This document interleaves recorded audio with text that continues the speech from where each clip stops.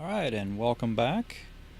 This time we are going to proceed to Chapter 10. And in Chapter 10, we cover symmetrical parts. And in particular, we cover patterns. And so I'm going to go ahead and get started with a brand new part. And I've chosen the front plane to start my sketch on. So I'm going to select the front plane. Next, I'm going to, for purpose of clarity, turn the planes off so they're not cluttering my workspace. Now, the exercise I chose to do for this is a simpler one, exercise number 2.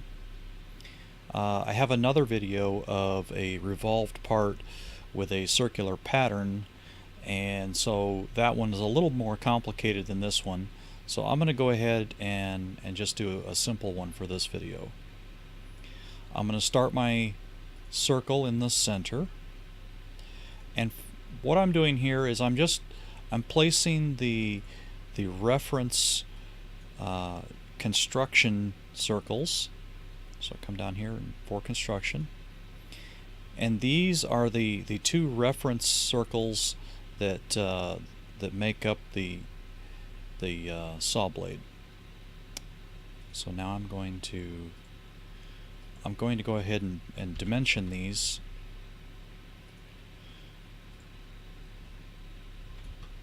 Real quick there. Alright. Now the next thing I want to do is the only part I really need of the saw blade is the tooth, right? So I'm going to draw a tooth. And if you look in the book, the first tooth starts right here at this quadrant and goes to the quadrant of the outer circle. And then I need another reference line here, so I'm going to start a line at the center and just draw it out to the outer circle.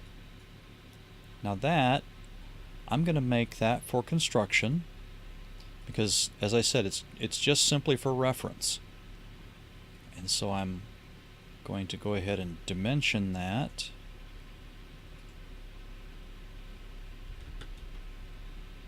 to get my 20 degrees that the book is calling out. Now I need a line that goes from here to that intersection, and there is the relation intersection.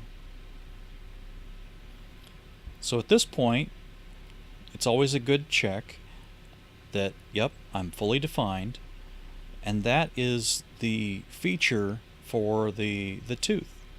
And so that's going to make up the entire saw blade once I do a pattern. So next I'm going to go ahead and do that pattern. Circular sketch.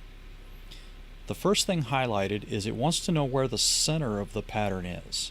Well, I'm doing mine about the origin, so I'm going to choose the origin for that center. Then I'm going to come down here to Entities to Pattern. I'm going to highlight that box, and then I'm going to choose my two lines that make up the tooth. And right away it shows me a preview that it's doing four teeth. Well, our saw blade has 18 teeth. So we put 18 in there. We're doing 180 degrees.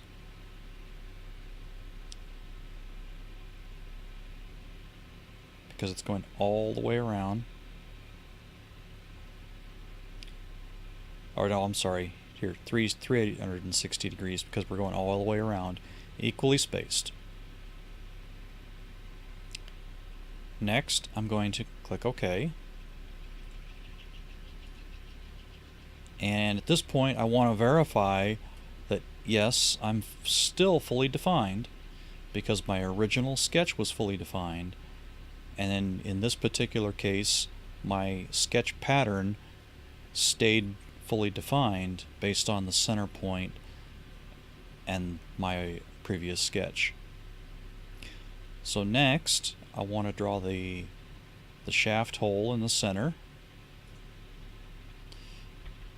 And I'll go ahead and dimension that. It's 1 1/4. And then it's got a keyway right here. So I want to go ahead and draw a construction line. I'm just going to go all the way to the outer circle for that. Make sure it's for construction. And that's going to define the center of my keyway. And since I'm drawing a square or rectangular feature, I like to use the rectangle tool to do that and just do it all at once. Now what we can do is take that point and place it coincident to our circle. We can do the same thing for that side, make it coincident. Now, to make sure that this stays symmetrical, since this chapter is all about symmetry, I'm going to choose that midpoint and the construction line, and I'm going to place that coincident. That's going to make sure that no matter what, this is going to stay symmetrical. I'll go ahead and delete that line because I don't need it. And I'm going to go ahead and trim that part of the circle out as well.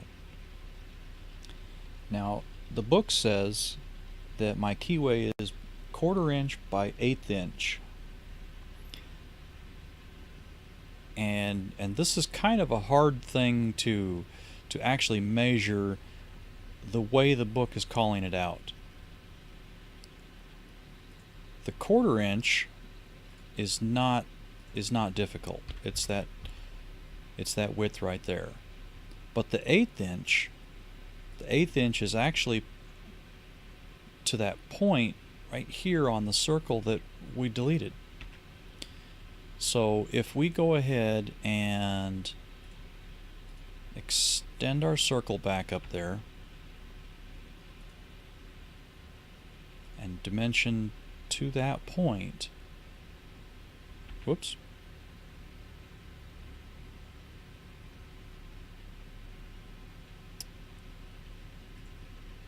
oh, better yet, a better method to do that, and we get to learn